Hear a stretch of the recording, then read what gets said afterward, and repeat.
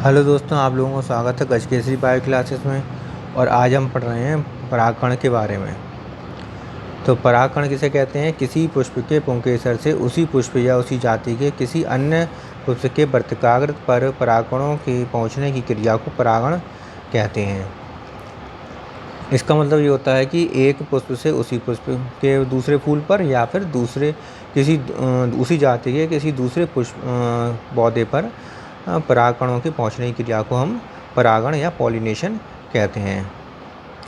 परागण प्राकृतिक या प्रेरित दोनों प्रकार से हो सकता है, परंतु अप्राकृतिक या प्रेरित परागण संकरण को हम संकरण भी कहते हैं।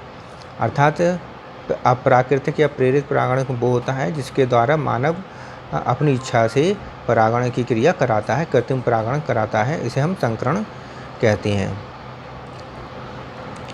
प्राकृतिक परागण दो प्रकार का होता है, स्वपरागण और परपरागण। स्वपरागण अर्थात सेल्फ पॉलिनेशन और परपरागण अर्थात क्रॉस पॉलिनेशन।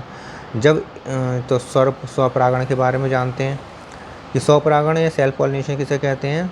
स्वपरागण एक पुष्प के परागण उसी पुष्प के वर्तिकाग्र या उसी पौधे के अन्य पुष्प के वर्तिकाग्र पर पहुंचते हैं, या तो उसी पौधे के जिस पुष्प से परागण निकल रहे हैं, परागकोश से परागण निकल रहे हैं, उसी पुष्प के वर्तिकाग्र पर पहुंच जाएं, या उसी पौधे के दूसरे पुष्प पर, पौधा वही है लेकिन उसका पुष्प दूसरा हो, उसके वर्तिकाग्र पर पहुंच जाए, तो इसे हम स्वपरागण कहेंगे या सेल्फ पॉलिनेशन कहेंगे।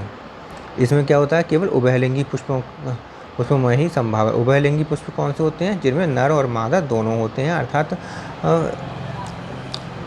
परागकोश भी उसमें ही होंगे और परागण जिसमें बनेंगे, और पुमंग अर्थात पुमंग जो नर भाग होगा वो भी इसी में ही होगा, उसी फूल में होगा, और उसी फूल में जायांग भी पाया जाएगा। तो पुमंग और जायांग दोनों ही एक ही फूल में पाए जाते हैं, उसे हम बाइसेक्सुअल या उभयलिंगी फूल कहते हैं।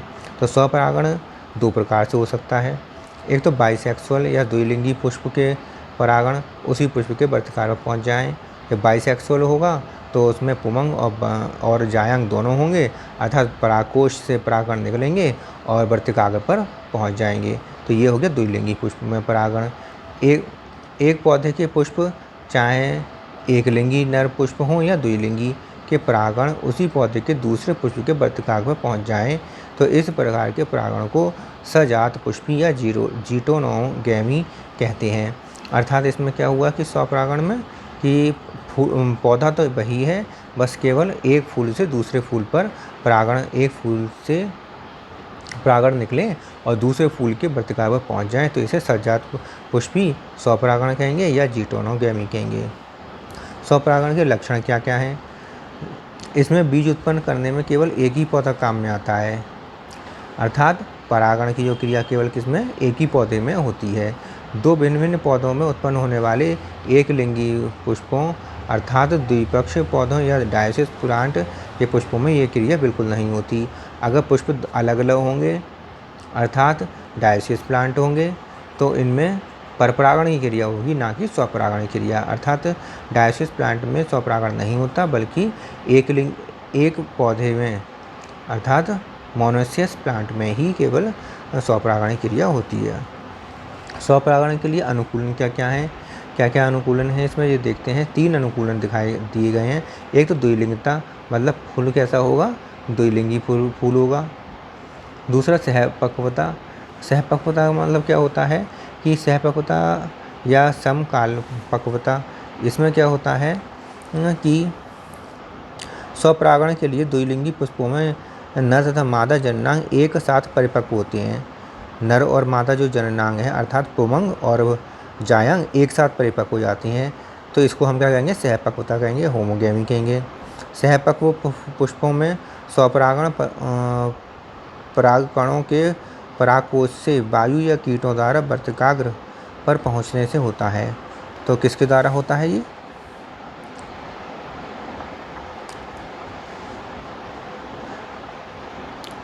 सहपक्व पुष्पों में स्वपरागण परागकणों के परागकोश से वायु या कीटों द्वारा, मतलब वायु द्वारा होगा, वायु द्वारा परागकण उड़कर दूसरे वर्तिकाग्र पहुंच जाएंगे, या कीटों द्वारा।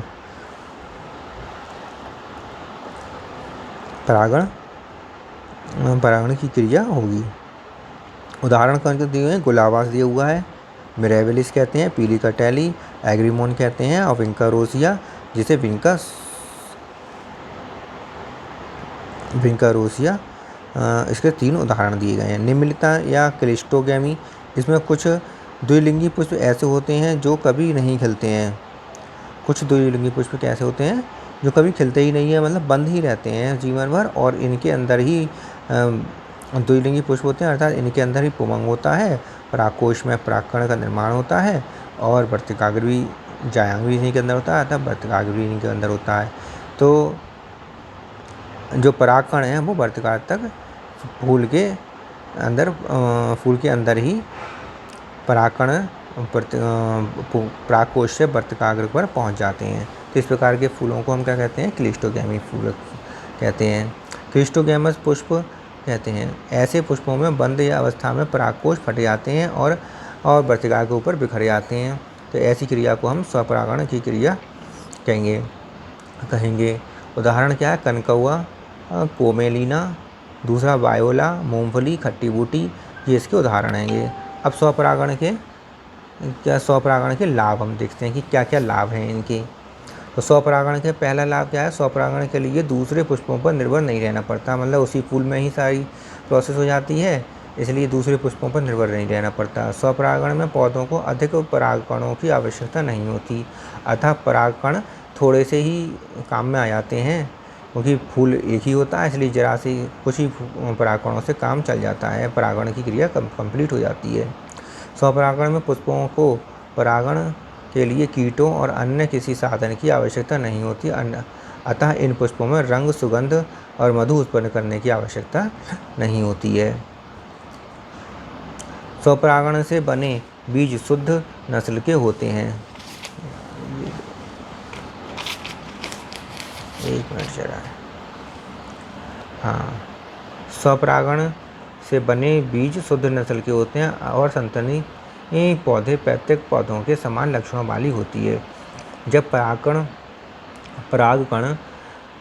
उसी फूल के परागकण होंगे और उसी फूल के वर्तिकाग्र पर पहुंच जाएंगे, तो इसमें कोई मिक्सर होने की या दूसरे पौधे के जीन आने की संभावना रहती नहीं है, उसी पौधे के जीन होते हैं, तो जिस कारण शुद्ध नस्ल पैदा होती है और संतानें जो होती हैं वो लक्षण के अपने पैतृक पौधों की जैसे ही लक्षणों वाली संतानें उत्पन्न होती हैं, अर्थात पौधे जो होते हैं अपने पैतृक पौधे की समान ही लक्षण वाले होते हैं। स्वपरागण से हानियाँ क्या हैं? स्वपरागण से उत्पन्न बीजों से बने पौधे कमज़ोर होते हैं। पहली हानि तो यही कि कमज़ोर होते हैं। दूसरा, स्वपरागण से उत्पन्न बीज संख्या में कम, भार में हल्के और आकार में छोटे होते हैं। ऐसे बीज शीघ्र नहीं पकते हैं। चौथी, ऐसे बीज उत्तम श्रेणी के नहीं होते, इसके कारण नई जातियों की उत्पत्ति नहीं हो सकती है। नई जातियों की उत्पत्ति इसलिए नहीं हो सकती है क्योंकि शुद्ध नस्ल वाले होते हैं, जैसे पैतृक पौधे में जो जीन होते हैं वही संतानों में आ जाते हैं, तो नई जाति उत्पन्न नहीं हो पाती है। संतति में रोग प्रतिरोधक क्षमता पीढ़ी दर पीढ़ी कम होती जाती है, मतलब रोग प्रतिरोधक क्षमता धीरे धीरे कम होती चली जाती है, अर्थात आसानी से ये रोगी हो सकते हैं। अगली पीढ़ी में कोई सुधार नहीं होता है, वो सुधार तो होगा ही नहीं क्योंकि जीन में कोई चेंज ही नहीं हुआ, जीन जैसे थे वैसे के वैसे ही आ गए, पैतृक से संतानों में वैसे के वैसे ही आया, इस कारण जीन में कोई सुधार नहीं होता है।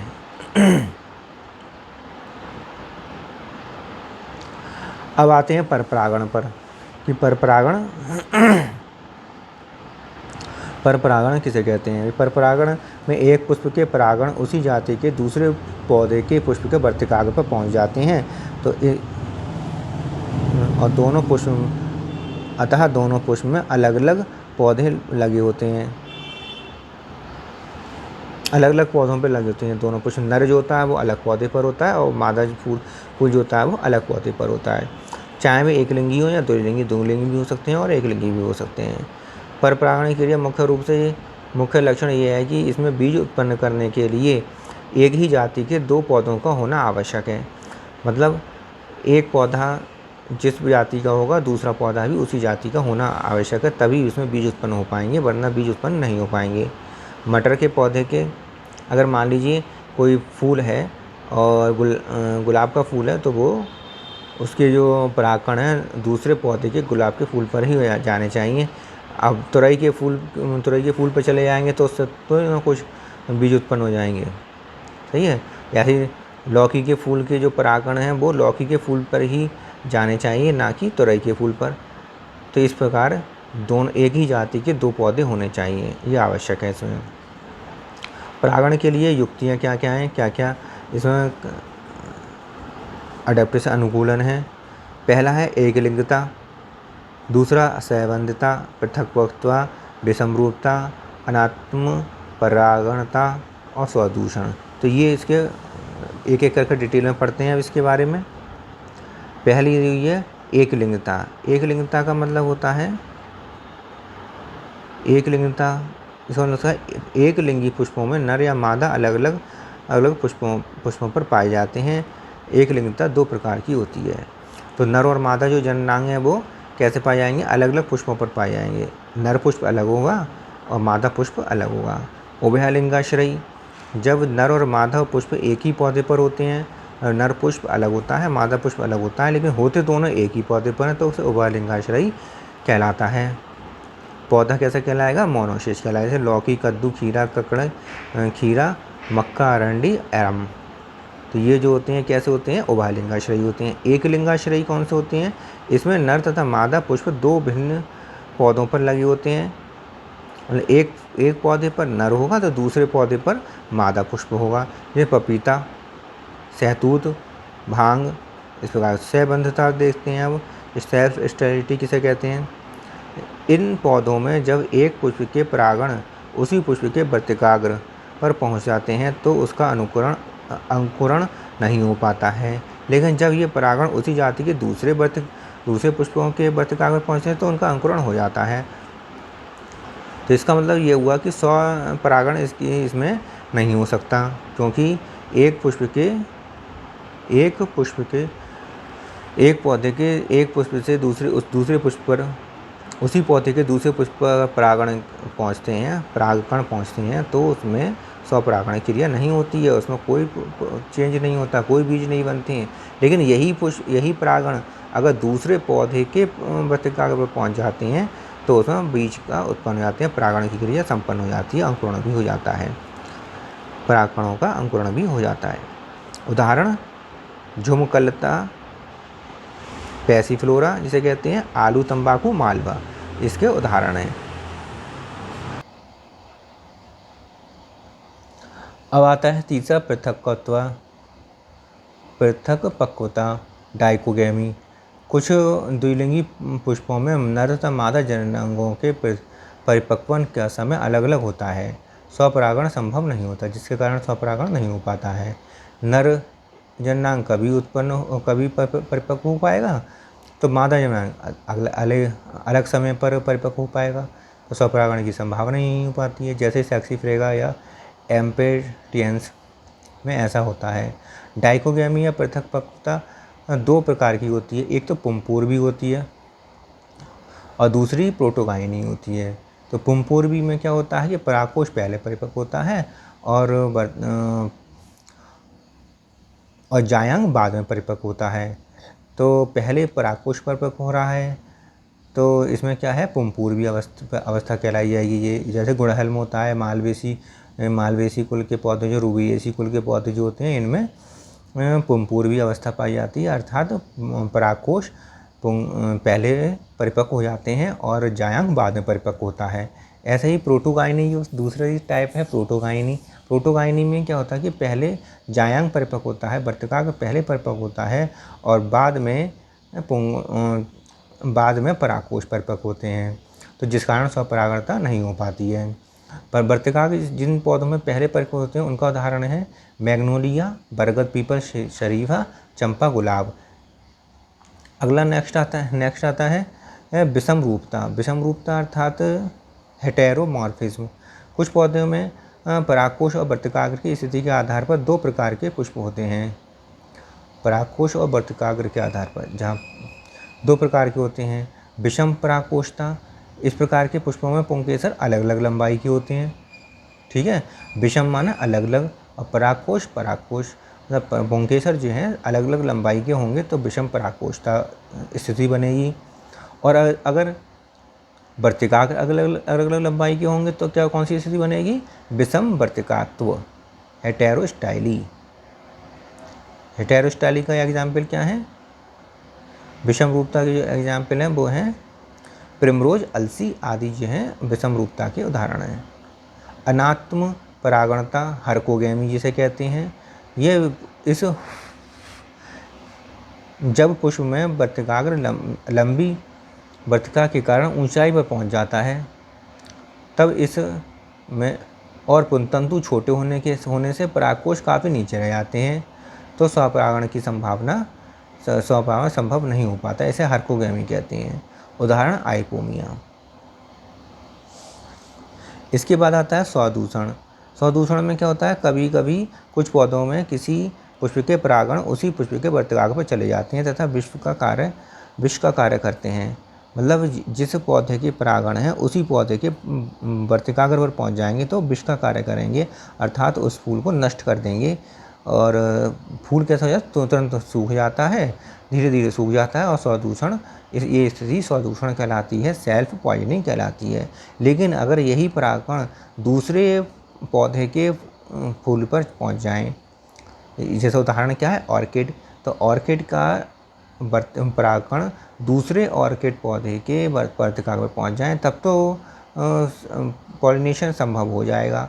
लेकिन अगर ऑर्किड के जो परागण है उसी पौधे के दूसरे फूल पर पहुंच जाते हैं तो वह विष की तरह काम करते हैं और पौधे को सुखा देते हैं, फूल को सुखा देते हैं।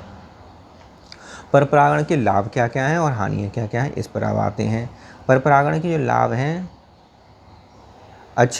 अच्छे स्वस्थ संतति प्राप्ति होती है इसमें, संकर ओज होता है इसमें।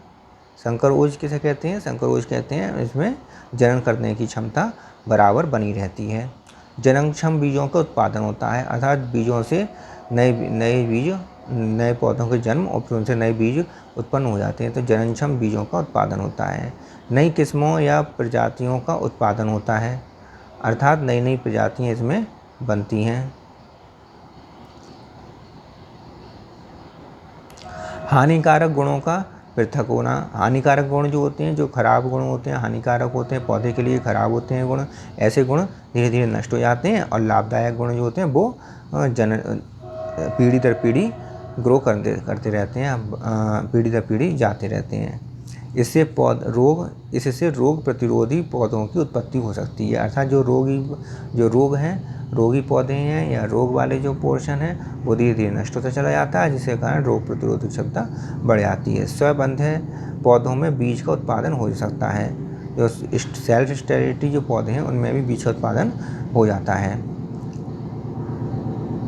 सेल्फ स्टेराइल जो पौधे होते हैं उनमें भी बीज का उत्पादन हो सकता है। संतति में जीवन संघर्ष की अधिक क्षमता होती है, मतलब जीवन संघर्ष अर्थात विपरीत परिस्थितियों में भी ये पौधे जीवित रह लेते हैं। पर परागण से हानियाँ क्या हैं कि पर परागण के लिए माध्यम बाह्य साधनों और कारकों की आवश्यकता होती है, मतलब जैसे वायु है, जल है, कीट हैं, इनकी आवश्यकता होती है पर परागण के लिए। परागण बहुत मात्रा में बनते हैं, परागकण बहुत मात्रा में बनते हैं और जो व्यर्थ जाते हैं। पॉलन ग्रेन्स इतनी अधिक मात्रा में बनते हैं कि कुछ तो वर्तिका पर पहुंच जाते हैं, जो वर्तिका पर नहीं पहुंचते वो वेस्ट चले जाते हैं, व्यर्थ चले जाते हैं। हानिकारक प्रभावी गुणों का संतति में प्रकट होने की संभावना रहती है, तो जो हानिकारक गुण हैं उनका प्रभावी गुणों का अगर प्रभावी गुण है हानिकारक तो संतति में प्रकट होंगे, अगर प्रभावी नहीं है तो वो संतति में प्रकट नहीं होते हैं, लेकिन अगर हानिकारक है तो संतति में प्रकट हो जाएंगे। पर परागित पौधे सदैव संकर होते हैं, अर्थात हाइब्रिड होते हैं, क्योंकि एक पौधे से परागण जाते हैं दूसरे पौधे में तो वो हाइब्रिड होते हैं, इसलिए सारे के सारे पर परागण पौधे हाइब्रिड होते हैं। तो इस प्रकार पर परागण से हानियों और लाभ के बारे में हमने समझा आज। अब हम इसको यहीं समाप्त करते हैं। और अगर आप लोगों को हमारी वीडियो सही लगी हो और नोट्स आपने बना लिए हो तो इसे वीडियो को लाइक कर दें और शेयर कर दें, जिससे कि बाकी बच्चे भी अपने वीडियो बना सकें। और जो हमने बोला है केवल उतना ही लिखना है कॉपी में, जिससे कि आपके एक नोट्स तैयार हो जाएँ। और नए बच्चे आए हैं तो वो सब्सक्राइब ज़रूर कर लें। धन्यवाद।